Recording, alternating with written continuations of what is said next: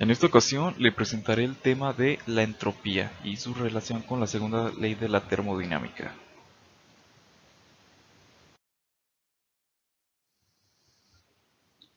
Primeramente, su concepto nos dice que es la medida directa de la aleatoriedad o del desorden de un sistema. Describe el grado de distribución de partículas de forma desordenada en una región del espacio. Pero esto se refiere a que es una manera probabilística de indicar el desorden de un sistema.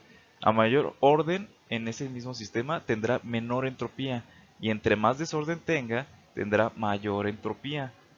Un ejemplo sencillo sería, por ejemplo, teniendo unas cartas ordenadas por su número o por su figura, tendrían una entropía muy baja y al desordenarlas aumentaría su entropía, ya que es más difícil regresar al punto original de baja entropía porque solo hay una manera de regresar al orden y muchas maneras de seguir en el desorden.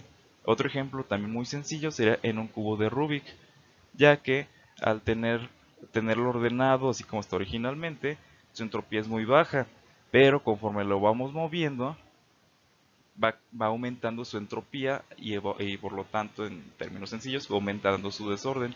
Y por ejemplo, si aumentáramos la entropía de una forma más rígida, al causarle daños físicos a nuestro cubo de Rubik, llegaríamos a un punto en el que no es físicamente imposible, pero sí probabilísticamente imposible de que tengamos un punto de retorno. Ese es uno de los conceptos más importantes de la entropía, en que no nos limita físicamente, pero sí probabilísticamente.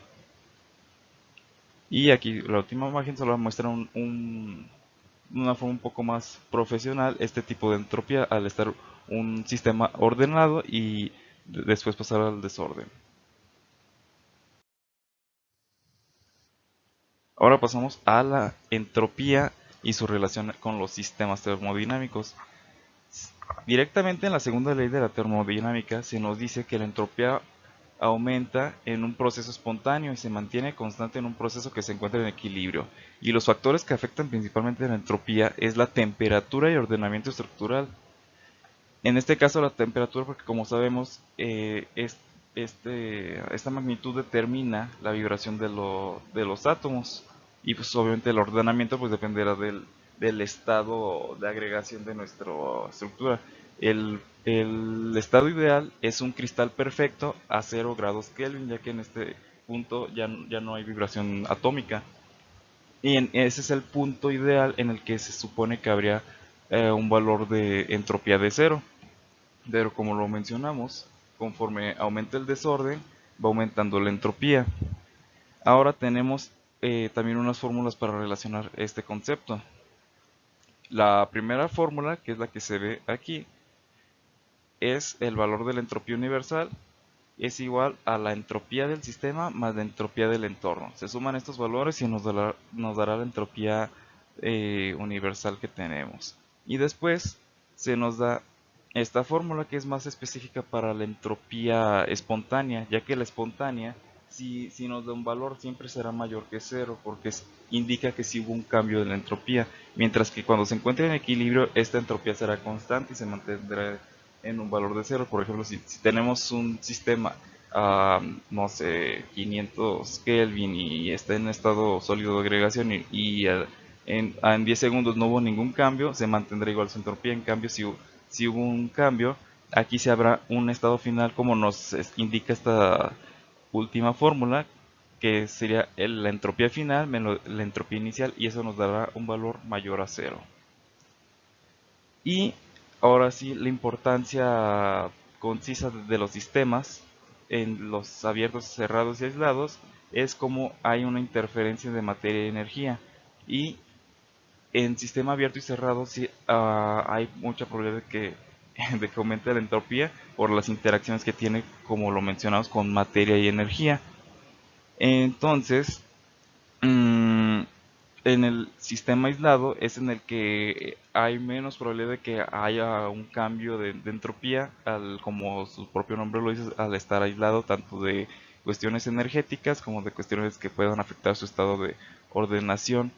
Y se relaciona con la tercera ley de la termodinámica, que también nos menciona que no existe una entropía en cristal perfecto 0 grados Kelvin, como lo mencioné al principio, que este es el estado ideal. Pero como son condiciones muy ideales, en todos los demás sistemas siempre habrá un valor de entropía.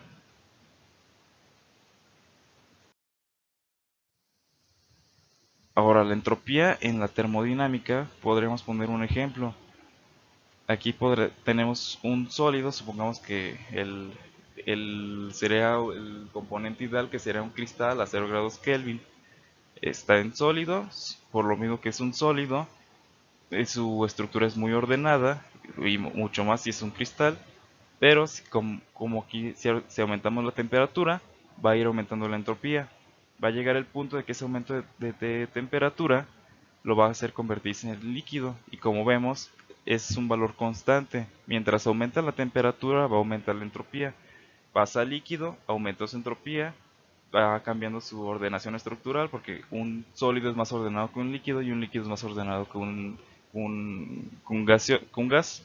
Y igualmente aumentamos aún más la temperatura de ese componente, y al llegar al estado gaseoso también aumentará aún más su entropía. Y así sería un ejemplo en cualquier sistema termodinámico. Entre más desordenado, que como podemos ver, lo más fácil es sólido más ordenado, líquido menos ordenado y gaseoso aún menos ordenado. Y en este cambio de gases es lineal el aumento de la entropía.